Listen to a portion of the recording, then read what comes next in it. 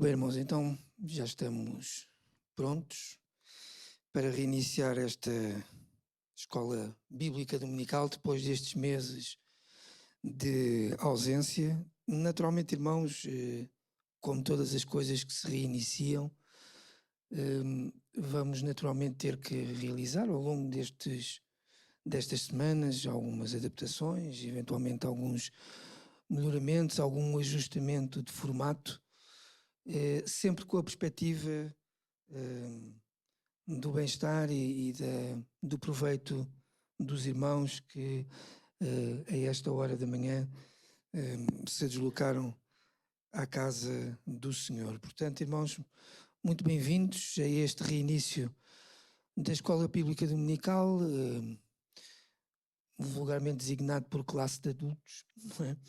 Ainda que é com muito gosto que recebemos aqui alguns jovens e penso que irão também tirar um bom aproveitamento do que aqui se vai passar.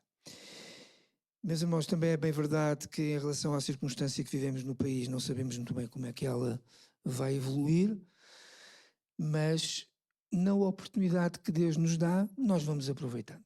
Certo, irmãos? Na oportunidade vamos aproveitando e vamos tentar retirar o melhor que o Senhor nos concede e, da minha parte, o melhor daquilo que eu puder também dar aos irmãos. Nós vamos começar com uma palavra de oração, não queria deixar de o fazer. Nós hoje vamos ter digamos, uma novidade, porque o tema também assim o pede. Nós vamos ter a ajuda do nosso irmão Rui Mineiro como leitor e a justificação desta presença e desta variação tem a ver com o remir o tempo, com o aproveitar o tempo, criar também uma dinâmica mais fluida nas leituras, para que eu não perca aqui tanto tempo a fazer a procura dos textos. Os irmãos vão ver que a fluidez da sessão é muito mais agradável e porventura mais rápida com a preciosa ajuda de um leitor. Também é bem verdade que os salmos nas sinagogas, quando são cantados e quando são lidos, também são lidos e cantados, neste caso por um cantor e por um leitor, e também é uma experiência muito engraçada. Portanto, irmãos, se os irmãos não se importarem, nós vamos ficar de pé, vamos ter uma palavra de oração. E eu ia pedir ao nosso irmão Rui Mineiro que nos dirigisse uma palavra de oração.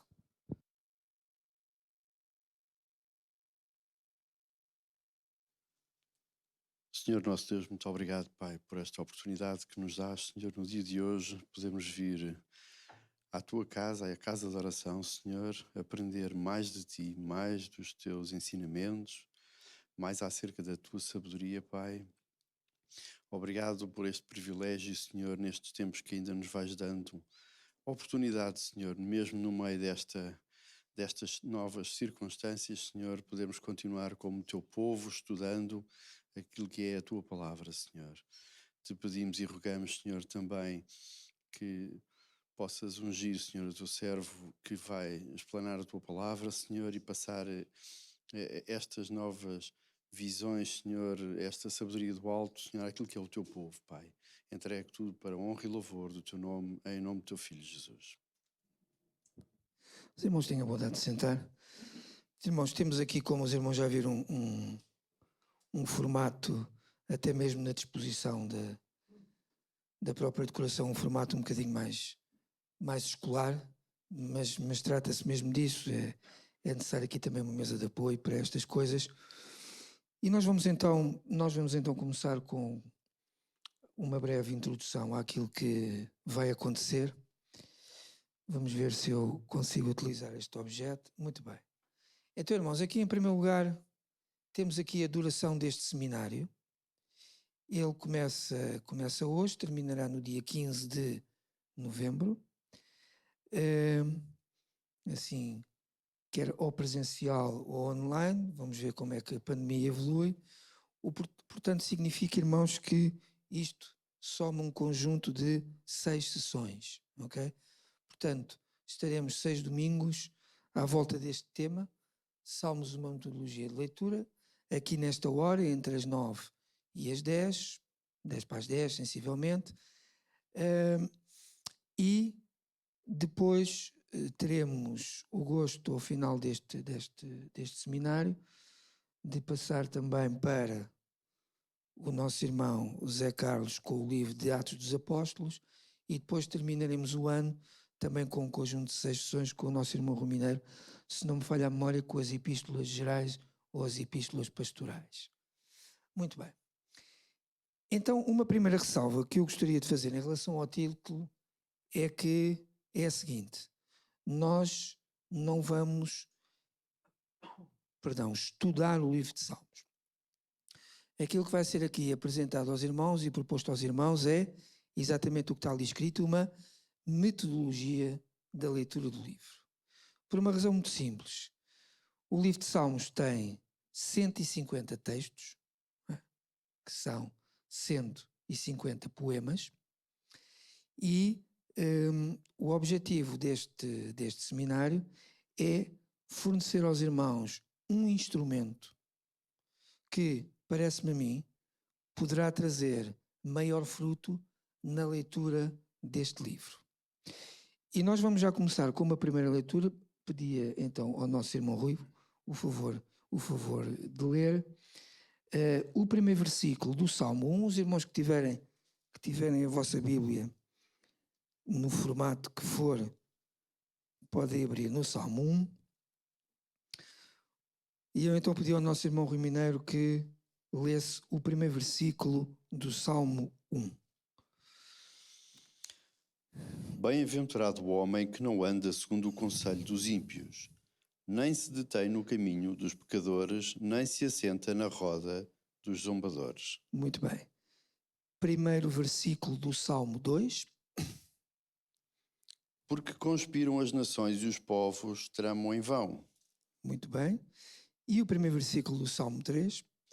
Senhor, como se têm multiplicado os meus adversários, são muitos os que se levantam contra mim. Muito bem. Meus irmãos, penso que os irmãos nesta leitura simples e breve, porventura ter-se-ão apercebido de que logo nos 3 primeiros salmos as temáticas são completamente diversas.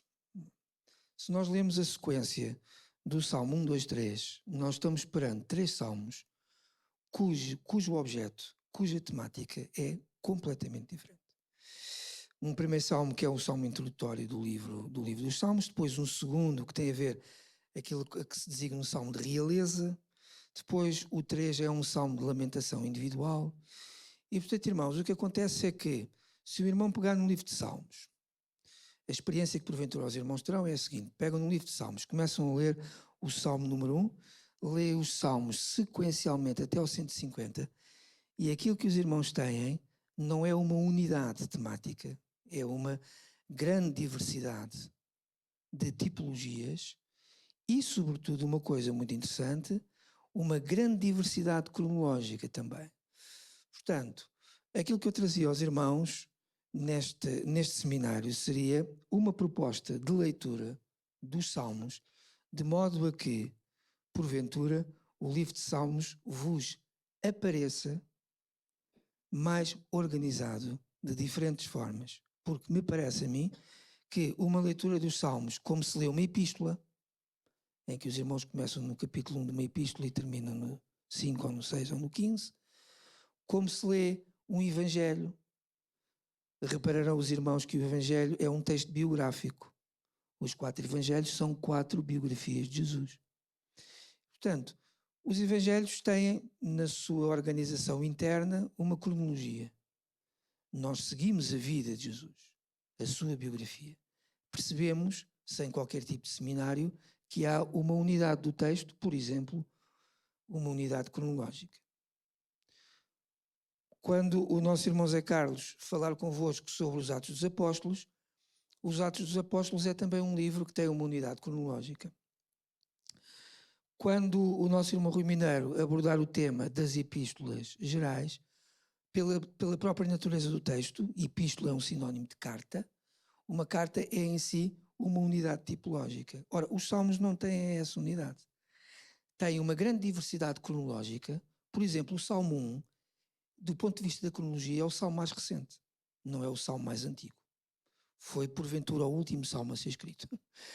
E, portanto, nós temos uma grande diversidade cronológica, temos uma razoável diversidade de autores. Nós temos um pouco fazemos um pouco isso, enfim, sem qualquer tipo de...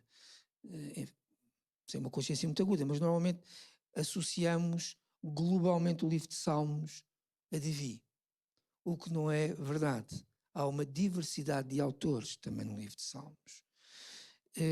Há uma diversidade de tipologias, há salmos de realeza, há salmos de entronização, há salmos de lamento individual, há salmos de Sião, existe uma tipologia muito variada. E, portanto, significa que nós temos vantagem, parece-me, vantagem em dispormos de alguns instrumentos que possam dar alguma unidade de leitura ao livro de Salmos, que não aquela que, porventura, a maioria dos irmãos sabem, fazem, que é pegar no 1 e lá vai disto, lemos isto tudo de seguida até ao 150. Não é? Muito bem, então, feita esta introdução, nós vamos avançar, por isso é uma metodologia de leitura. Eu vou propor aos irmãos 4, 5 metodologias de leitura e cada irmão depois, naturalmente, adaptará à sua leitura pessoal aquela com que se sentir mais confortável e aquela que lhe fizer mais sentido. Vamos então iniciar. Então, a pergunta de partida e a pergunta que estará sempre permanente ao longo deste seminário é esta: como ler o livro de Salmos? Não é? Como ler o livro de Salmos? E temos aqui uma primeira indicação acerca dos problemas que se colocam à leitura dos Salmos. É bem verdade que o irmão pode começar no Salmo 1 e acabar no 150, mas parece-me que, utilizando estes instrumentos de leitura que eu fornecerei aos irmãos, o fruto, o entendimento, o resultado da leitura será muito mais benéfico. Eu vou dar um exemplo muito simples relativamente aos Evangelhos. Porventura, a maneira mais vulgar de ler os Evangelhos é ler-se o de Mateus, depois ler-se o de Marcos, depois ler-se o de Lucas, o de João, enfim. Ler-se os Evangelhos completos. Eu diria apenas como exemplo o seguinte: e se os irmãos um dia experimentassem em ver em cada um dos 4 Evangelhos quais são as narrativas que estão repetidas nos Evangelhos? Por exemplo, a narrativa da crucificação. A narrativa da crucificação está narrada nos 4 Evangelhos. Então, é lugar dos irmãos lerem um Evangelho todo seguido. Por exemplo, se experimentassem ler a narrativa da crucificação em Mateus, a mesma narrativa em Marcos, posteriormente em Lucas e finalmente em João, os irmãos ficam com uma perspectiva da narrativa da crucificação muito mais detalhada e muito mais global. Chama-se isso leitura comparada. Há textos que só fazem parte de um evangelho, mas há textos que fazem parte de 2 evangelhos, porventura de 3, e vários que fazem parte dos 4 evangelhos. Os irmãos experimentem fazer uma leitura comparada do mesmo texto, do mesmo tema, nos 4 evangelhos, e vão ver a clareza que obtêm. Avançamos então. Problemas que se colocam à leitura dos Salmos. Bom, o primeiro grande problema que se coloca é exatamente esta grande latitude, esta grande amplitude cronológica. Então, nós temos salmos tão antigos como o século VIII a.C. Em princípio, no estado da arte, daquilo que nós conhecemos da crítica textual até o momento, os livros mais antigos, do ponto de vista cronológico, que nós temos na Bíblia são os livros de Amós e de Oseias. Os livros de Amós e de Oseias, no estado da arte, do ponto de vista da crítica textual, apontam para o século VIII a.C. Nós temos salmos, aparentemente, anteriores ao século VIII a.C. Nós temos salmos, depois, ao longo das sessões, iremos pormenorizar. Nós temos salmos que foram escritos aparentemente antes do século VIII a.C., ou seja, salmos anteriores aos livros de Amós e de Oséias. Mas estou aqui, os irmãos, perdoem-me um pouco a expressão, estou aqui no molho, não é? Estou aqui nesta sequência. Só para os irmãos terem uma ideia, a grande obra de referência clássica da literatura grega, a Ilíada, que narra em poesia a Guerra de Troia, escrita por Homero, que é ainda hoje a grande referência de literatura clássica grega, o Homero, aliás, perdão, a Ilíada e posteriormente a Odisseia. Só para os irmãos terem uma noção, a Ilíada de Homero é escrita no século VII a.C. Portanto, nós temos salmos muito de grande antiguidade nos livros de salmos. E como os irmãos devem calcular, a perspectiva que esses salmos transmitem de Deus, da relação entre Deus e o homem, da visão de Israel, é completamente diferente de um salmo que, por exemplo, é escrito no século II a.C. Esta é uma primeira noção que eu acho que é importante nós termos relativamente ao livro de Salmos, que é esta grande amplitude, esta grande latitude cronológica. Temos salmos que foram escritos numa época anterior ao século VIII a.C., está ali o século VIII porque é a referência de Amós e de Oséias, ainda anterior a isso, e depois temos salmos tão recentes como o século II a.C. E eles andam por aqui, um bocadinho como aquela referência que fizemos, eles andam por aqui, não é? Sem grande referência textual, porque os irmãos, nas edições bíblicas que têm convosco, não têm a referência cronológica da redação de cada um dos salmos. Não é? No Salmo 1 não está escrito no século tal. Isso não faz parte da edição normal de um texto bíblico. Teria necessariamente que ser uma edição crítica dos salmos. Depois, um outro problema que se coloca à leitura dos salmos é a diversidade de autores. Nós temos salmos de Davi, temos salmos de Asaf, temos salmos de Coré, temos salmos de Moisés. E, portanto, irmãos, o agrupamento, por exemplo, ler os salmos por autores é uma perspectiva metodológica interessante. Por exemplo, escolhemos fazer uma leitura de salmos só dos salmos de Asaf. E ficamos a perceber qual é a perspectiva de Asaf em relação às coisas do Senhor. Queremos ler, por exemplo, os salmos, lendo apenas os salmos de Coré. E fazemos uma leitura apenas dos salmos de Coré. Ou dos salmos de Davi.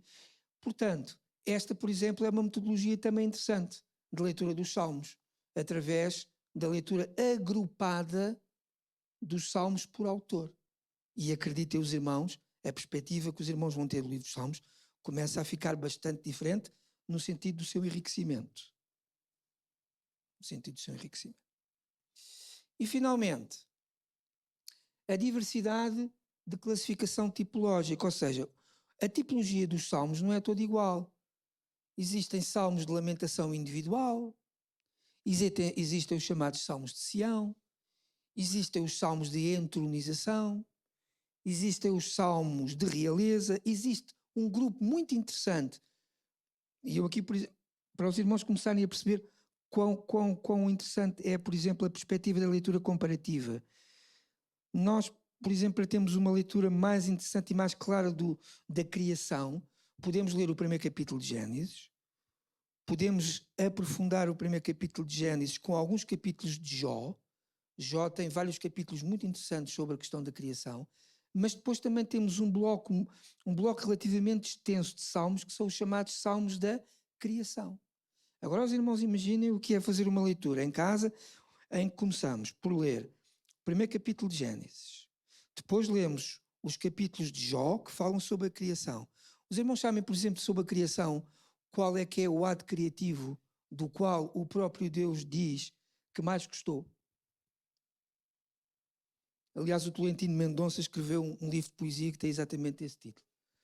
O livro de Jó dá-nos essa perspectiva muito engraçada, em que o próprio Deus fala do seu gosto particular por um ato criativo particular, que é o hipopótamo. Aliás, há um livro de poesia muito interessante que é exatamente o hipopótamo de Deus. Os irmãos leiam a descrição do hipopótamo, da criação do hipopótamo em Jó, que não está em Gênesis. Em Gênesis não se descreve a criação do hipopótamo, mas em Jó descreve-se. E, portanto, irmãos, ler o primeiro capítulo de Gênesis, ler os capítulos de Jó sobre a criação e depois ler a antologia de Salmos sobre a criação, os irmãos acreditem que a vossa perspectiva, a vossa clareza e o enriquecimento do vosso conhecimento bíblico sobre a criação vai ficar muito diferente. Muito diferente. E, portanto, uma outra maneira de ler o livro de Salmos é através exatamente das suas tipologias. Ler, por exemplo, os Salmos sobre a criação, ler, por exemplo, os Salmos sobre Sião, em lugar de ler do 1 até ao 150º. Ora bem, voltando aqui a esta questão inicial, como ler o livro de Salmos, eu iria agora começar aqui a complicar um bocadinho, mas também é necessário fazer isso. Irmãos, quando nós nos aproximamos de um livro como Salmos, nós temos que ter uma coisa em perspectiva. Só há relativamente pouco tempo, porventura uma década, o que é pouco tempo na tradição da tradução das Bíblias e sobretudo da edição crítica das Bíblias. Só há relativamente pouco tempo, digamos há uns 10 anos para cá, é que, sobretudo na língua portuguesa, nós começámos a ter edições críticas da Bíblia que publicavam os livros poéticos em forma de poesia. Porque até há relativamente pouco tempo atrás, toda a Bíblia era editada em forma de prosa. E não sei se os irmãos têm esta noção, mas 30% do Velho Testamento é poesia. 30% do texto bíblico do Antigo Testamento são textos poéticos. Apenas 1 a 2% do Novo Testamento é texto poético. E curiosamente os irmãos sabem qual é o livro do Novo Testamento que acolhe esse 1 ou 2% do texto poético do Novo Testamento. Vejam só, é o Apocalipse. Ok? É o Apocalipse. E portanto os irmãos estão a ver que quanto mais nós recuamos na antiguidade, e não apenas do ponto de vista bíblico, mas também dos clássicos gregos, dos clássicos persas, por aí, a forma dominante literária era a forma poética. Era a forma poética. E nós, só recentemente, do ponto de vista da história das edições críticas da Bíblia, é que começámos a ter Bíblias de uso comum, das Bíblias que os irmãos compram nas livrarias das igrejas, com os livros poéticos em forma poética. Organizados por estrofes, organizados por versos, etc. E isto, irmãos, é absolutamente decisivo na leitura de um texto. Se nós apresentamos um texto que é originalmente poético em poesia, toda a riqueza literária, metafórica, formal, de musicalidade, de ritmo interior do verso, é muito mais sensível na leitura do que transformarmos um texto poético num texto de prosa. Já para não contarmos numa outra camada por cima, que é a camada da tradução. É que nós estamos a ler poemas em segunda mão. No nosso caso, estamos a ler poemas em quarta mão. Porque, no caso do Antigo Testamento, maioritariamente escrito em hebraico antigo, tivemos a tradução grega da Septuaginta. Depois, sobre a tradução grega da Septuaginta, fez a tradução latina da Vulgata, e depois, sobre a tradução latina da Vulgata, fez a tradução vernácula do português. Portanto, quando nós lemos um salmo, nós estamos a ler um salmo em quarta mão. Os irmãos estão a ver a distância entre a leitura em português e a leitura em hebraico. Temos o filtro grego, temos o filtro latino e depois temos o filtro da nossa língua. Portanto,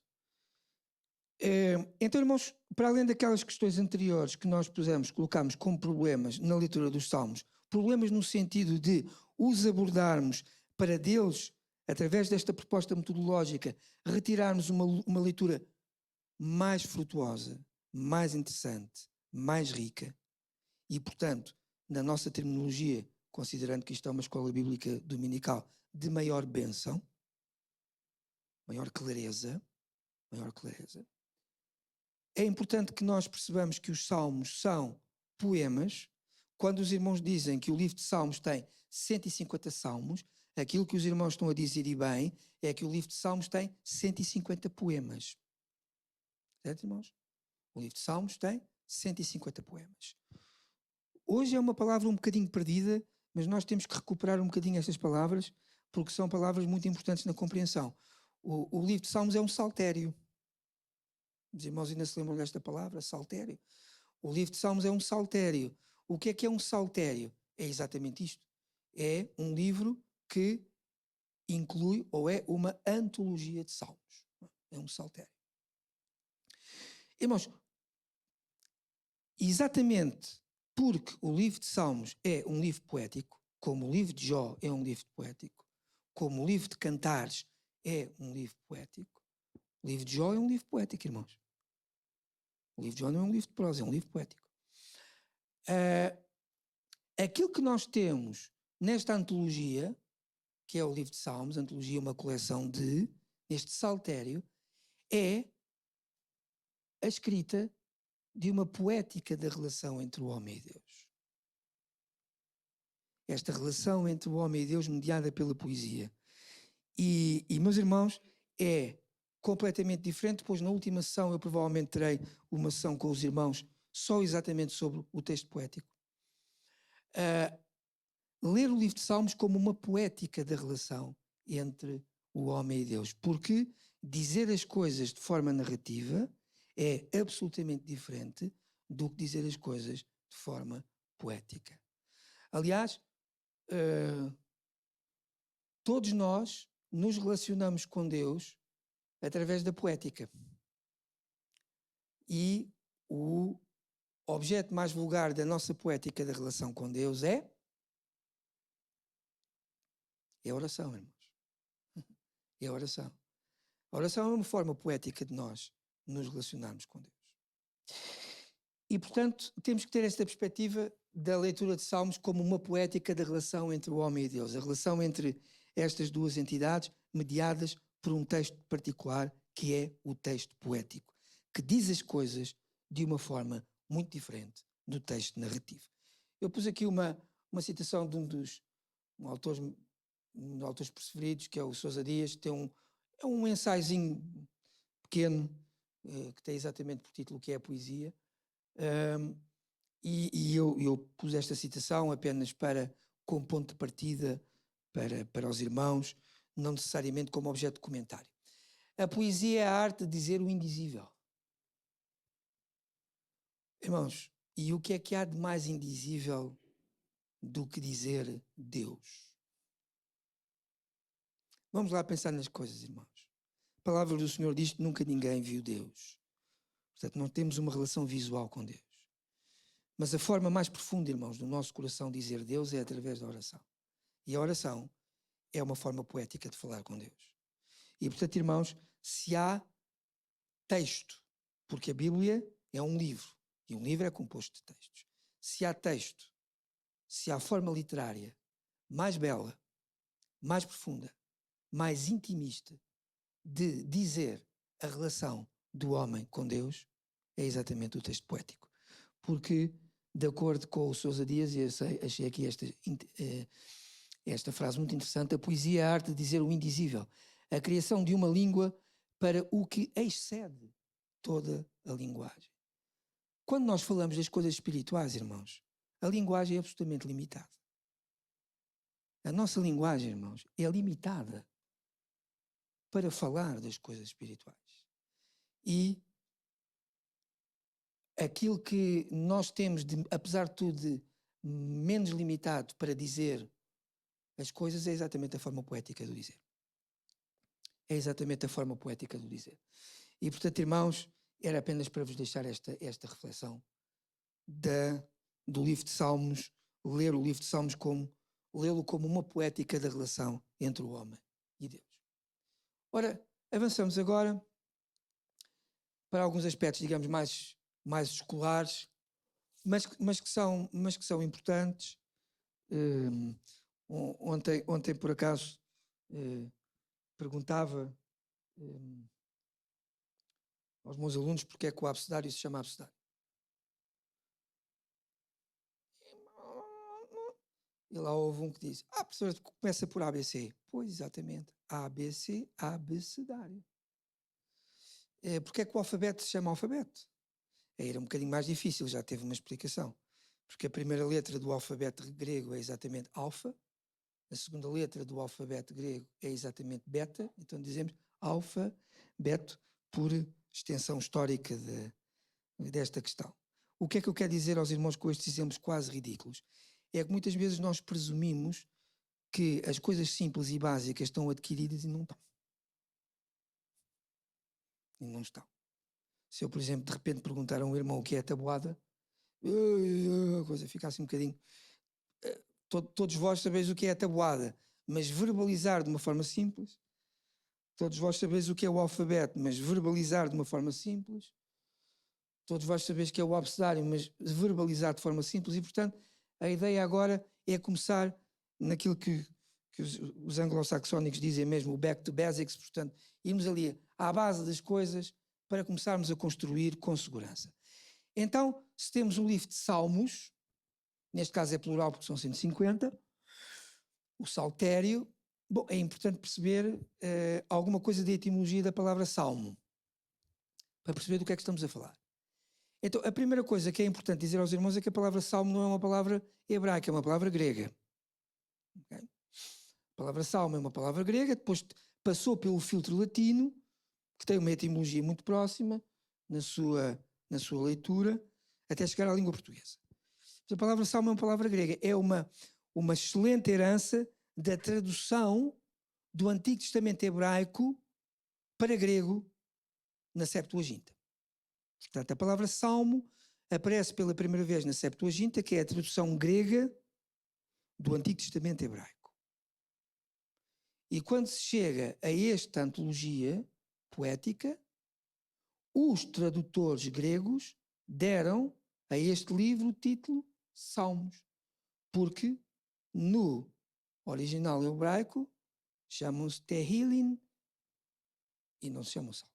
Bom, então, a etimologia da palavra grega psalmos, o seu significado original, aparece sobretudo também num contexto de poesia lírica. Remetemos aqui para um autor grego que é o Píndaro.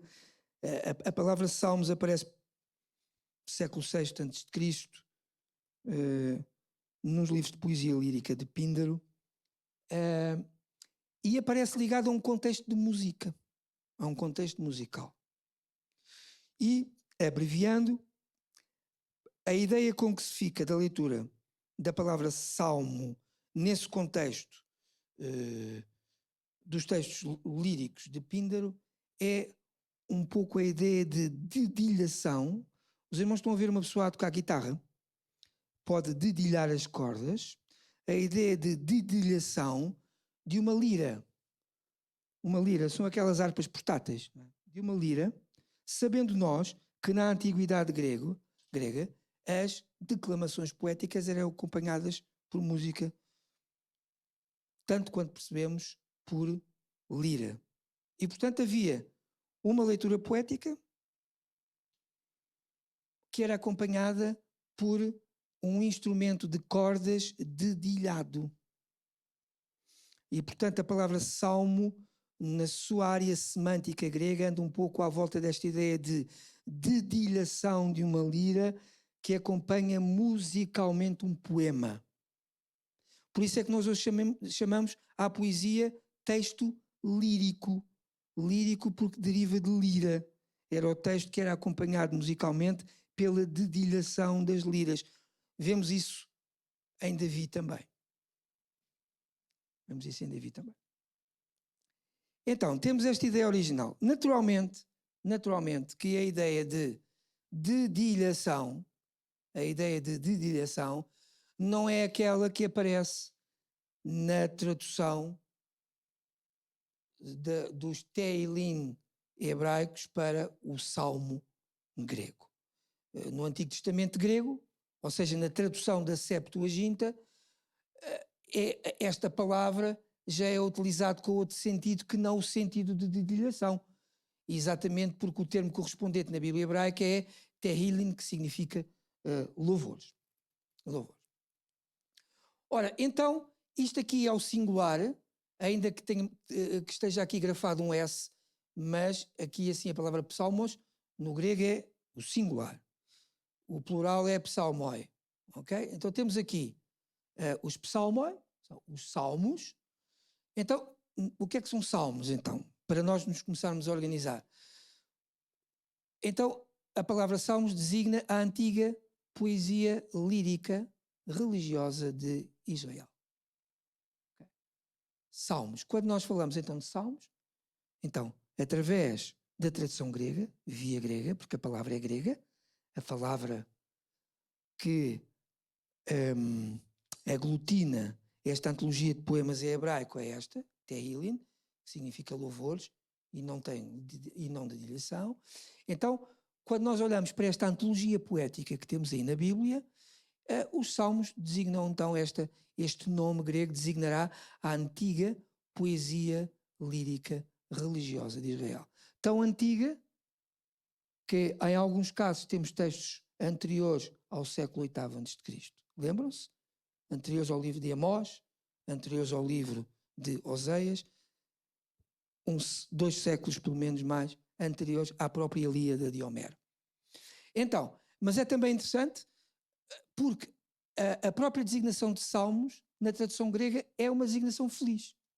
Porque se na área semântica grega a palavra salmos tem a ver com o contexto musical de dedilhação de um instrumento, também é bem verdade, é uma tradução feliz, ou é uma proposta de tradução feliz, porque o acompanhamento musical destes textos poéticos em Israel também era feito com música.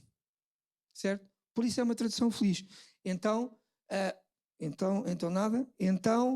temos aqui, que eu passei isto para a frente, a poesia lírica religiosa em que o acompanhamento musical está também implícito. Ou seja, se no contexto grego, o vulgar era o acompanhamento musical com instrumentos de cordas, no contexto israelita temos, para além dos instrumentos de cordas, os instrumentos de sopro. E, por exemplo, os instrumentos de sopro podem ser, hoje, à nossa vista, ou sobretudo aos nossos ouvidos, tão rudimentares como soprar um chifre. Há muitas passagens bíblicas do sopro do chifre. Portanto, acrescentamos aqui os instrumentos de sopro. Era interessante, do ponto de vista cultural, os irmãos um dia assistirem, não sei se é possível, bom, quer dizer, assim um bocadinho combinado pode ser, não muitos, mas de vez em quando, assistimos a uma cerimónia numa sinagoga ali em Lisboa, para vermos como os salmos são cantados, ainda por um cantor, e são lidos por um leitor. Então, irmãos, quando falamos de salmos, falamos exatamente isto, da antiga poesia lírica religiosa de Israel, em que, felizmente, pela felicidade da tradução grega, também está implícito o acompanhamento musical desses textos. Tenho aqui uma anotação relativamente a este conceito lírico. Na antiguidade dizia-se da composição poética para ser cantada com acompanhamento da lira. Portanto, há um poema e há... Os irmãos sabem que nós hoje temos uma relação com a poesia silenciosa. É um bocadinho uma relação estranha, porque na maioria dos séculos da história a poesia sempre era cantada e musicada. Era declamada com música. Era declamada com o acompanhamento musical. E nós hoje temos uma relação muito redutora com o texto poético, porque a nossa relação hoje, contemporânea, com o texto poético é olhos no texto. Não é?